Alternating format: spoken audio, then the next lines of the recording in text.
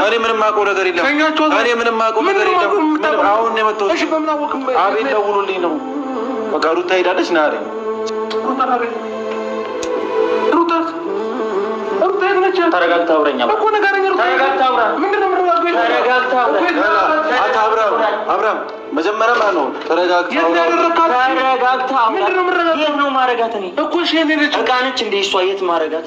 አቤል እኔ እየሰማኸኝ ነው? እኔ እየሰማኸኝ ነው? እየሰማሁ ነው እኮ። ሩታ የት ነው ያለችው? ያለችበትን ቦታ ንገረን። የደበቅኳት ነው እንዴ? እኔ የሚመስላችሁ ነው? አሁን የት ነው ያለችው? ዛሬ ነው ወይ የሚታያችሁ? ታምሄድ የት ነው? ከዚህ በፊት ልሄድ ነው። ሰማኝ አንተ ሰማኝ። የት ነው እንደሄደች? ከዚህ በፊት ልሄድ ነው ስትል ከዚህ በፊቱ አታውራ፣ ስለአሁኑ አውራ። የት ነው ሄደችው? አንተ አሁን ለምንድን ነው ልብህን ገትረህ የምትከራከረኝ? የት እንደሄደች ንገረን እኮ። ለምንድን ነው የምትከራከረኝ? የት እንደሄደች እስከ ዛሬ ያልተከራከርክም ለምንድን ነው አሁን የት እንደሄደች ብቻ ንገረን እኮ ነው። ተረጋጋ። የት ነው የሸኛት? አንተ አይመለከትህም። ከእሱ ጋር ነው የማወራው።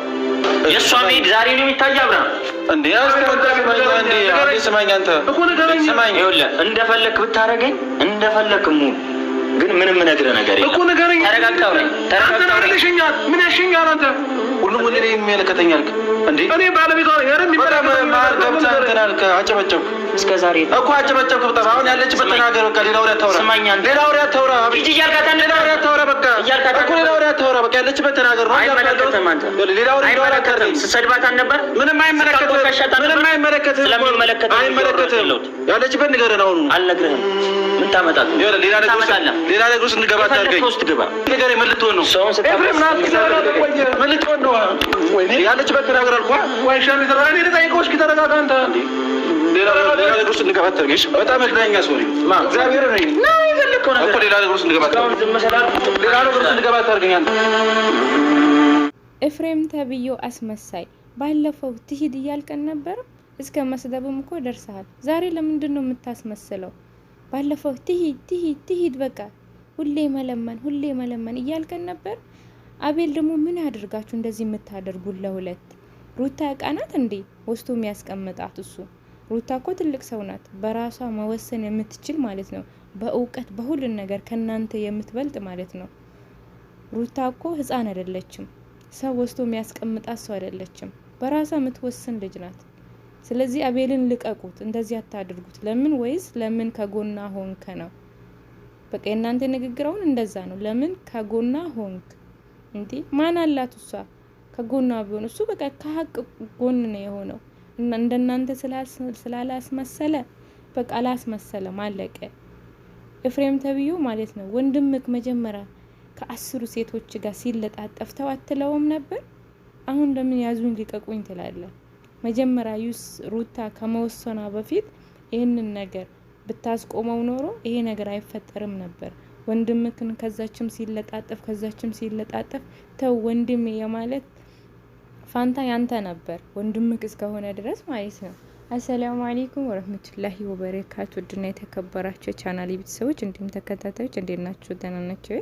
እኔ በጣም ደህና ነኝ አልሐምዱሊላህ። ዛሬ ልመጣ ፈልጌ አልነበረም፣ ግን አብርሽና ኤፍሬም አስመሳዮች በጣም አስጠልቶኝ ነው የመጣሁት ማለት ነው። በጣም ነው የሚያናዱትና ማለትም አቤልን እንደዚህ ስላሰቃዩት ማለት ነው። እንዴ ለሁለት እኮ አሰቃዩት፣ ጉድ እኮ ነው እንዴ። ሩታ ህፃናት እንዴ አቤል ወስቶ የሚደብቃት? ሩታ እኮ በራሷ መወሰን የምትችል ሰው ናት እንዴ። የት አድርጋት ነው? አምጣት። ኤፍሬም ተብዬው ደግሞ ባለፈው ትሂድ ሁሌ መለመን በቃ አብርሽ ሁሌ አትለምናት፣ ሁሌ ጭቅጭቅ ብለ ዘራፍ እያልከን ነበርም እንዴ። አሁን ለምን ያዙኝ ልቀቁኝ ትላለ?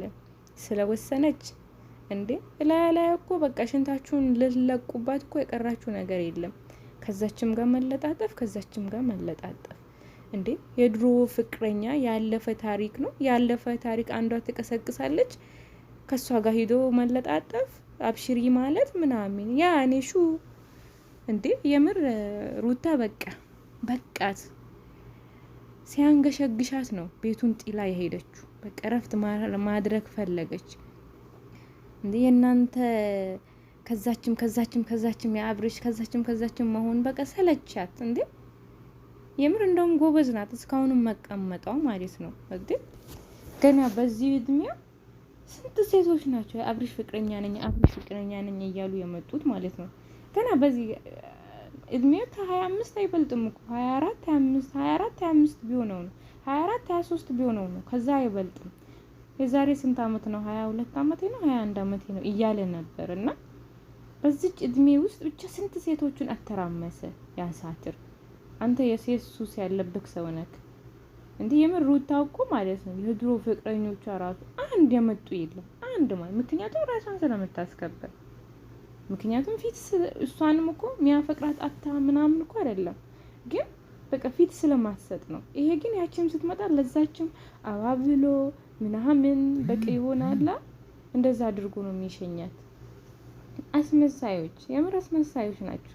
እኔ የምር ቪዲዮ የመስራት ሞራን አልነበረኝም ግን አላ አስጠሉኝ። የምር ከዚህ በኋላ እንደው በእነሱ መስራት ራሱ ላቆም ነው።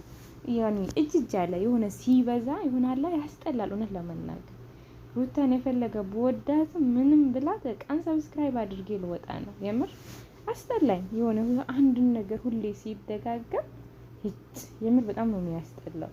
ማለት ሩታ ባለችበት ላይ ጠብቃት ወዳታለሁ ግን በቃ አሁን እነሱ መከታተል ላቁም ወይ ያልኩ ነው።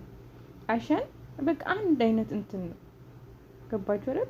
በቃ ሁሌም ከቤት መውጣት ሁሌም መጣላት ሁሌም ያ ሂዶ ከሴት መለጣጠፍ ምናምን የሆነ ጊዜ ታረቁ ብሎ ደስ ይለናል ምናምን እንደገና አንድ ወር ሊደሰቱና 2 ወር ሊደሰቱና እንደገና ሌላ አጀንዳውም እኮ ሌላ አይደለም። ሴት በጣም ያስጠላል እውነት ለመናገር ማለት ነው። እኔ አልወድም። በተለይ ባለትዳር ሆኖ እንደ ምንድነው የሚባለው እኔ አልወድም። የምር በጣም ነው የሚያስጠላኝ። እና ሩታ ያላ በሰላም ወልዳ አቅፋ እንድትመጣ ምኞቴ ነው። እናንተም ዱዓ ጸሎት አድርጉላት። ዋናው ነገር በቃ ጤነኛ ልጅ አላህ ያሳቅፋት። እንደውም ከሚዲያም ብትርቅ ደስ ይለኛል። እነኚህ ኮተቶች እነኚህ አስመሳዮች የምር የሆነ ለጥቅም ብቻ የሚፈልጓት እኮ ነው የሚመስሉት። ማለት የሆነ አለ አይደል ሰውን ስታከብሩት መብቱን አትነኩበትም። በቃ ግዴታችሁን ታውቃላችሁ። ማለት አሁን እሷ አብርሽ በቃ የእሷና ብቻ ነው። ግን አብርሽ ደግሞ ራሱን ካላከበረ ራሱን እንዲናቅ ካደረገ ያቺን መጣ ባሌ ነው ያቺን መጣ ፍቅረኛዬ ነው ስትል ያስጠላል። የምር ያስጠላል። እና እንጃ ብቻ ለሩታ አላህ ይሁናት። አላህ በሰላም ይመልሳት። ባለችበት አላህ ይጠብቃት። ሌላ ምንም አይደለም። ያው ቪዲዮ የመስራት ሙሉ አልነበረኝም እውነት ለመናገር እና በዚህ ልቋጭላችሁ።